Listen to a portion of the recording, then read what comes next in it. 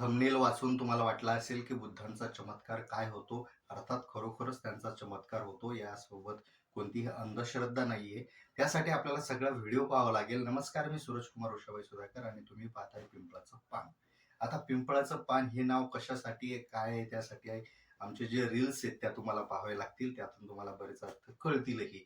पण आता आपण व्हिडिओच्या माध्यमातूनही काही वेगळ्या योजना करत आहोत. वेगळ्या माध्यमातून थोडेसे विचार पेरण्याचा प्रयत्न करणार आहोत. आता आपला मूळचा आजचा जो विषय आहे तो म्हणजे बुद्धांची पूजा केल्यानं कोणते चमत्कार होतात. आता बुद्धांची पूजा करणं हा भाग प्रत्येकाच्या आयुष्यात जो जो बौद्ध धर्मात किंवा बौद्ध धर्माशी निगडीत आहे तो रोज आपल्या सकाळी उठल्यानंतर आंघोळ वगैरे केल्यानंतर पंचशील घेतो, धूप अगरबत्ती लावतो, मेणबत्ती लावतो, फुल वाहतो आणि आपल्या जितक्या गाथा येत असेल तो गाथा म्हणतो. आता ह्या गाथा खरोखरच म्हणायच्या आहेत का? तर निश्चित म्हटल्या पाहिजे, यात काहीच वाद नाही. पण जे आपण म्हणतो ते खरंच आपल्याला समजतं का? कारण जर ते तत्वज्ञान आपल्याला समजलंच नाही तर ते कोरडं पाषाण करून काही फायदा होणार नाही असं आमचं मत आहे. कारण की पाली भाषेत जे जे साहित्य आहे, अर्थात ते साहित्य आपल्याला कळणार नाही किंवा त्याचे शब्द आपल्याला समजत नाही. त्यासाठी पाली भाषा शिकणं अत्यंत जिकरीचंही असू शकतं, पण त्यासाठी वेगळे माध्यम आहेत. ट्रान्सलेटचा आपण उपयोग करून घेऊ शकतो. बऱ्याच लेखकांनी अ, भाषांतर केलेलं आहे मराठीमध्ये. त्याचा फायदा आपण करून घेऊ शकतो. म्हणजे आपण जी पंचशिला म्हणतो, त्या पंचशिलाचा नेमका अर्थ काय होतो हे आपल्याला कळून घ्यावं लागेल. म्हणजे पंचशिलामध्ये जे ज्या ओळी आहेत त्याचा काय काय अर्थ होतो हेही आपण आपल्या रील्समधून सांगत असतो आणि ते सांगणं हे दरवेळी आमच्याकडून होणारच आहे. पण त्यासाठी आपणही आपला सहभाग घेणं अत्यंत गरजेचं आहे. केवळ मूर्तीपूजा करून बुद्ध समजूच शकत नाही. हां, हे एक आध्यात्मिक भाग म्हणून आपण त्यांच्याजवळ बसणं, त्यांच्या सानिध्यात असणं, हे एक वेगळा भाग आहे. तिथं मन शांती मिळू शकते. विपश्यना साधना करून मनाला शांती मिळू शकते.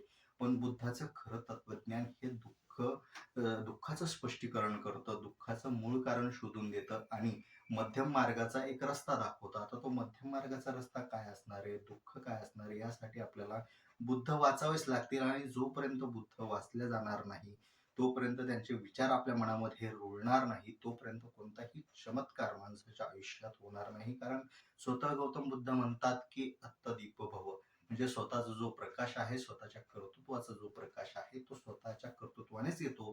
तो कोणत्याही दुसऱ्या स्रोतापासून येत नाही. त्यासाठी स्वतःचा जर प्रकाश आपल्याला हे करायचा असेल, मोठा करायचा असेल, आपल्या कर्तृत्वाचा प्रकाश जर सगळ्या सृष्टीला द्यायचा असेल, तर अर्थातच ते बुद्ध तत्वज्ञान आपल्याला घ्यावं लागेल. कारण की डॉक्टर बाबासाहेब आंबेडकर यांनी जेव्हा बौद्ध धर्म दिला होता, तेव्हा आपल्याला काही संदर्भ असे सापडतात की त्यामध्ये ते असा एक आपल्याला दिसून येतो की गौतम बुद्ध जे दिले डॉक्टर बाबासाहेब आंबेडकरांनी ते देताना गौतम बुद्ध हे बंद डोळ्याचे नाही दिले, तर त्यांचे डोळे उघडे ठेवलेले दिलेत आणि उघड्या डोळ्यांचा बुद्ध आपल्याला समजून घेणं अत्यंत गरजेचं आहे. जर ते उघड्या डोळ्याचे बुद्ध आपल्याला समजले नाहीत, तर अर्थातच आपल्या आयुष्यात कोणताही चमत्कार होणार नाही. आता चमत्कार या शब्दाचा अर्थ जर आपण पाहायला गेलो, तर खरंच हा किती तात्विक आहे, किती वास्तविक आहे, ह्या सगळा चर्चेचा विषय होऊ शकतो. पण आपल्या जीवनात आमूलाग्र बदल घडवून आणण्यासाठी बुद्ध साहित्य हे अत्यंत महत्वाचं आहे. बऱ्याचदा बुद्ध साहित्य वाचताना ते रटाळ वाटू शकतं, आपल्याला जीवावर येऊ शकतं किंवा आपल्याला झोप येऊ शकते. पण विचार करा, जे बुद्ध तत्वज्ञान वाचून तुम्हाला झोप येते, तर विचार करा की ते बुद्ध तत्वज्ञान अंमलात आणल्यानंतर तुमच्या मनाला किती शांतता मिळू शकते. त्यामुळे बुद्ध तत्वज्ञानाचा जो चमत्कार आहे, बुद्धांचा चमत्कार जो आहे, तो मूर्तीपूजेत मुळीच नाही. कारण मूर्तीपूजा हीच बुद्धांनी नाकारलेली आहे, आंबेडकरांनी नाकारलेली आहे. जर मूर्तीपूजाच करायची असती तर बाकीचे खूप सारे पर्याय आंबेडकरांकडे होते. हा पर्याय आपण स्वीकारला कारण इकडं इकडे धर्मापेक्षा धम्म आहे, मध्यम मार्ग आहे आणि बुद्धांचा विचार आहे. बुद्धांचा विचार हा गाथा पाठ करून नाही, तर गाथा समजूनच आपल्याला कळणार आहे. आपल्याला याच्याबद्दल काही वाटत असेल तर नक्की कमेंटमध्ये सांगा आणि तेवढं सबस्क्राईब